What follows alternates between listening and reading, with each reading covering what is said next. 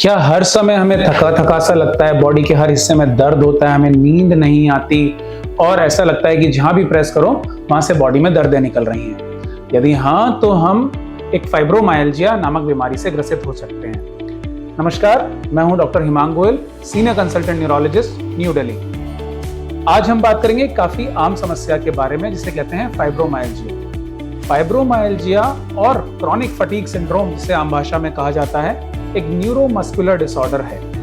इसके अंदर जो है अलग अलग तरीके के सिम्टम्स होते हैं। इन सिम्टम्स को इजीली आइडेंटिफाई करने के लिए मैंने एक तरीका डिवाइस किया है जिसे बोलते हैं PFT। P for pain, F for fatigue and T for tenderness.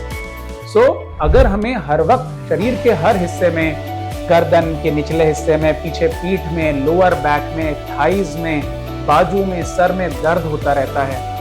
F for fatigue, हर वक्त हमें लगता है कि थका थका सा महसूस हो रहा है, बॉडी में जान नहीं है, कुछ काम करने का मन नहीं है, दोस्तों से मिलने का मन नहीं है। T फॉर टेंडरनेस, टेंडरनेस मतलब जहां पे भी हम पॉइंट पे हाथ रखें, बॉडी के किसी भी पोर्शन पे अगर हम हाथ रखें तो वह पोर्शन ऐसा लगता है कि दर्द कर रहा है, पेन कर रहा है, तो इसे कहते हैं टेंडरनेस। सो ये 3 क्रिटिकल लक्षण हैं इसको आइडेंटिफाई करने के। कई बार इस तरीके के लक्षणों को लोग डिप्रेशन का नाम देके या फिर वहम का नाम देके, और एक एवरेज जो टाइम स्पैन आइडेंटिफाई किया गया है कि 12 साल तक जो फाइब्रोमाइल्जिया का पेशेंट है वो इधर से उधर घूमता रहता है और उसको ये नहीं पता चलता कि वो फाइब्रोमाइल्जिया नामक बीमारी से ग्रसित है। और उसको ये कहा जाता है कि तुम्हें डिप्रेशन है, तुम्हारा सिर्फ ये वहम है, कोई बीमारी नहीं है।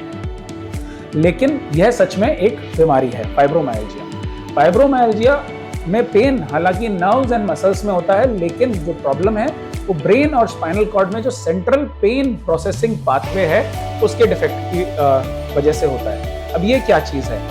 पेन प्रोसेसिंग पाथवे एक पाथवे है, एक रास्ता है बॉडी के अंदर, जिसमें कि जो भी चीज होती है, मानिए हमें अगर पिन चुभ रही है, हमारे कोई चूटी काट रहा है, हमारे को कोई ठंडा गर्म लग रहा है, तो उस चीज को परसीव करके जो पेन का आभास देता है उसको सेंट्रल पेन प्रोसेसिंग पाथवे कहते हैं। अब इस प्रॉब्लम में क्या होने लगता है, कोई भी छोटे से छोटा स्टिमुलस जैसे कि टच हो गया, जैसे कि तेज हवा का लगना हो गया, यह सब चीजें भी पेन प्रोड्यूस करने लगती हैं, जिसकी वजह से ये डिफेक्टिव पेन प्रोसेसिंग पाथवे का नाम लेता है। इसे कह सकते हैं हम कि बॉडी का अलाइनमेंट बिगड़ गया है, तो इस वजह से इसमें पेन होने लगता है। तो इसके साथ कुछ और चीजें भी एसोसिएटेड होती हैं, जैसे कि नींद पूरी ना होना, चिड़चिड़ापन रहना, एक थकान सी लगना, उदासी रहना और चीजों को करने में मन ना लगना। तो ये एक कॉमन एसोसिएटेड सिम्टम्स हैं फाइब्रोमाइल्जिया के कॉम्प्लेक्स के। फाइब्रोमाइल्जिया लेबल करने के लिए किसी भी व्यक्ति विशेष को इन सिम्टम्स का ड्यूरेशन मोर देन 3 मंथ्स होना चाहिए, तभी हम इसको क्रॉनिक पेन में क्लासिफाई करते हैं, और क्रॉनिक पेन का एक पार्ट है फाइब्रोमाइल्जिया। अब फाइब्रोमाइल्जिया डायग्नोस करने के लिए सबसे इंपॉर्टेंट चीज है कि पहले हम कोई और डिसऑर्डर रूल आउट कर ले, जैसे कि arthritis, uncontrolled thyroid, uncontrolled diabetes और विटामिन की डेफिशिएंसी। अगर ये सारी चीजें हम एक्सक्लूड कर लेते हैं तो हम इसको फाइब्रोमाइल्जिया लेबल करते हैं। फाइब्रोमाइल्जिया इसलिए डायग्नोस करने में दिक्कत हो जाती है क्योंकि जनरली सारे blood test, MRIs, CT scans, x rays, ultrasounds, सारे टेस्ट इसके अंदर एसेंशियली नॉर्मल आते हैं। यह एक क्लिनिकल डायग्नोसिस है। फाइब्रोमाइल्जिया का कुछ हद तक जो रिलेशन है वो तनाव से पाया गया है, स्ट्रेस से पाया गया। अगर अंडरलाइंग स्ट्रेस ज्यादा है, फिजिकल इनएक्टिविटी है, तो भी फाइब्रोमाइल्जिया ट्रिगर हो सकता है, प्रेसिपिटेट हो सकता है। तो अब फाइब्रोमाइल्जिया अगर हमने आइडेंटिफाई कर लिया है तो हम क्या करें? हम तुरंत अपने न्यूरोलॉजिस्ट से मिलें, और इनिशियली जब ये प्रॉब्लम ज्यादा है तो कुछ दवाइयां होती हैं जिसके अंदर इन केमिकल्स को, जो कि सेंट्रल पेन प्रोसेसिंग पाथवे को कंट्रोल करते हैं, उन केमिकल्स को अल्टर कर दिया जाता है। इसमें सेरोटोनिन और डोपामिन, ये 2 केमिकल्स सबसे इंपॉर्टेंट हैं। इन 2 केमिकल्स के लेवल्स बढ़ा के जो पेन का थ्रेशोल्ड है उसको बढ़ाया जा सकता है। इसमें सेलेक्टिव सेरोटोनिन रीअपटेक इनहिबिटर्स, जिनको हम एंटी डिप्रेसेंट्स में क्लासिफाई करते हैं, या ट्राइसाइक्लिक एंटी डिप्रेसेंट्स, इस तरीके की जो दवाइयां हैं शुरुआत में यूज की जाती हैं। इनको डिप्रेशन है इसलिए नहीं यूज किया जाता है, इनको पेन के लिए यूज किया जाता है इस प्रॉब्लम में।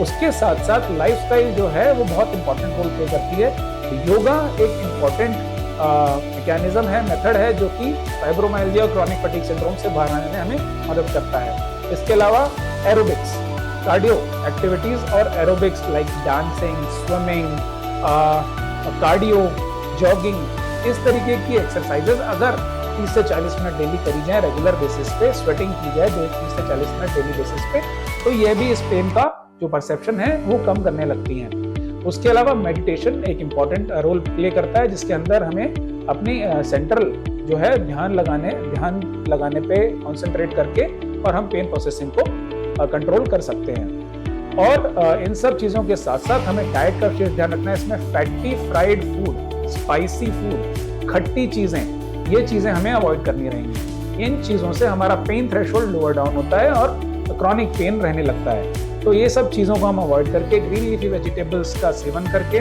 और नियमित एक्सरसाइज करके काफ़ी हद तक इससे निजात पा सकते हैं। सो अगर हम आइडेंटिफाई कर लेते हैं कि हमारे में से किसी को भी किसी लक्षण से हम ग्रसित हैं, तो हम फाइब्रोमाइल्जिया या क्रॉनिक फटीग सिंड्रोम नामक बीमारी से ग्रसित हो सकते हैं और हमें तुरंत एक न्यूरोलॉजिस्ट से मदद मांगनी चाहिए। धन्यवाद।